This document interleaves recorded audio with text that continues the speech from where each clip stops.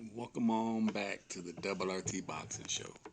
I'm your host, Mr.A, and we are talking what could be one of the first, maybe the second fight being back by the COVID-19 pandemic by Top Rank. Now, Jamal Herring taking on Jonathan Oquendo. Now, we all thought it was going to be Carl Frampton, but due to this pandemic and the travel ban, it looked like not too many traveling, fights are going to be happening. And I'm taking a guess here. If Top Rank and Bob Aaron is planning this fight, Jonathan Oquendo must be somewhere in Miami. Consider it's Puerto Rican. Miami's do a lot of Puerto Ricans are based in Florida a lot, so he's somewhere trapped in or moved or living in the United States. So I'm thinking Jonathan Oquendo is in the United States, and that's how this fight can be made so easily. Now, in his last fight, Jonathan Oquendo, he defeated Charles Huerta. It was a nice little quiet card on the zone. Now, in that fight, what went very quietly, and it's coming to fruition, and it's working out this way in this. He won the WBO Latino belt, and again, everyone says all these fucking trinket belts. But if you've been following the Double RT Boxing Show for the get go, from the start, from the very beginning, you recall in season 2 we talked about belts and we talked WBO belts and Latino, and we followed their little history. Not every title holder gets a shot, but the WBO does its fair share in making sure the Latino champion gets its fair shot at the champion. So if you're a boxer in your career and you get the WBO Latino championship, or it's a good belt to aim after, because WBO takes care of their Latino champions. They put you on that track to get it. And here is Jonathan Oquendo taking on Jamal Herring, number 9 for the WBO, challenging the champion.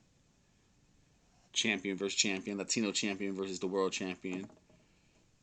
I think this is going to be a tougher fight than what people are literally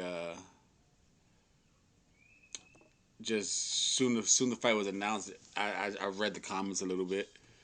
What the fuck is this? Who is this man? Who is this guy? I believe it's gonna be. I'm going with an upset here, folks. I'm going with Jonathan Oquendo on this one. I believe he's going to. Now, I could be dead wrong, and Jamal Aaron could use his fucking jab and his lovely fucking body stab and just keep Jonathan Oquendo on the distance all night and jab him and move around the ring. We know he could do that. We know he has the bolo uppercut. He has the tools. He has the coach in B-Mac to drill in his head to stay on the outside. Keep it simple. Keep it simple. But where I think it's going to go wrong is somewhere, I think, 4 rounds, 5 rounds. Eventually, I think Jonathan Oquendo is going to get inside. And even though Herring is a nice body puncher himself, I don't think Herring has the 12-round stamina that Jonathan Oquendo. And these guys both are pretty good shape. It's going to be a fair matchup. They're about the same age, 30, 35 plus. So it's not a young versus old. There's no passing of the torch type fight. It's two older guys, champion, proving the older dude can do it. I believe Herring's like 35. I don't think he's younger than that. I could be wrong, but I think they're 35 plus. And Oquendo is gonna beat the body up. And with Herring, um, his longer arms, as good of a inside fighter he is, again, I don't think he could fight at the volume and the speed of Oquendo, and I think the longer arms is gonna make him get beat in that punch for punch exchange. The short arm fighter is going to get there first, and I think it's going to be with the body attack that um, Oquendo brings. He doesn't just go in there and throw wild punches. The dude goes in there with combinations, hooks, uppercuts. You know, he throws both hands, and I think eventually him and Jamal Herring is going to be trading too much, and I think uh, Oquendo is going to be winning the trade, and Herring's going to have to go back and stick to the outside jabbing, but I think it's going to be too late.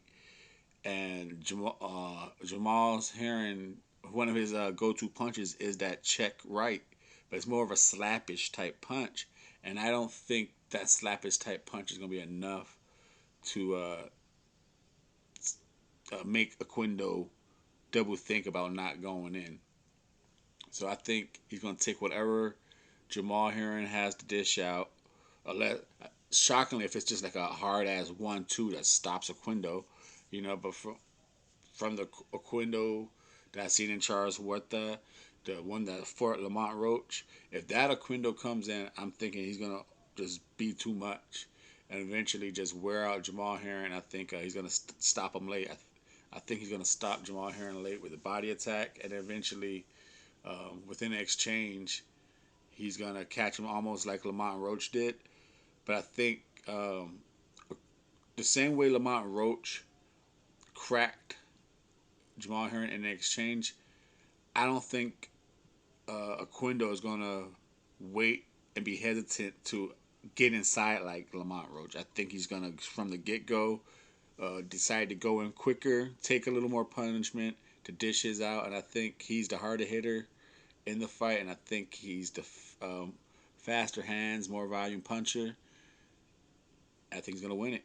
I think he's going to knock out Jamal Herring. I think he has no problem fighting in the closed crowd. Or no crowd, I should say, or whatever the top ranked show is gonna be. And I got the WBO Latino champion defeating the WBO World Champion by a 11th round knockout. Thank you for your time and support. This is Mr.A for the Double RT Boxing Show. Always appreciate your support.